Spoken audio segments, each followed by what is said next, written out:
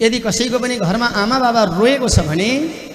त्यसले जति पूजा गरोस्, जति पाठ गरोस्, जति धर्म गरोस्, जति तीर्थ व्रत गरोस्, त्यो आमा बाबाको आँसुले त्यसलाई कहिल्यै पनि धर्म कर्ममा भगवानले त्यसको पूजालाई स्वीकारै गरिबक्सिन्न।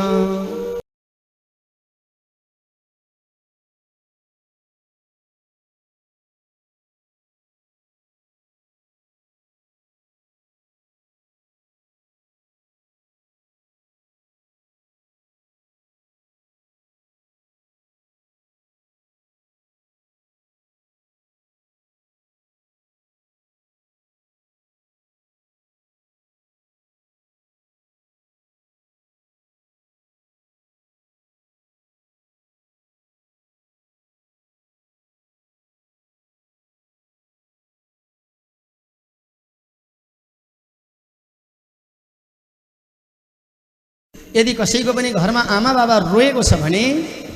त्यसले जति पूजा गरोस्, जति पाठ गरोस्, जति धर्म गरोस्, जति तीर्थ व्रत गरोस्, त्यो आमा बाबाको आँसुले त्यसलाई कहिल्यै पनि धर्म कर्ममा भगवानले त्यसको पूजालाई स्वीकारै गरिबक्सिन्न।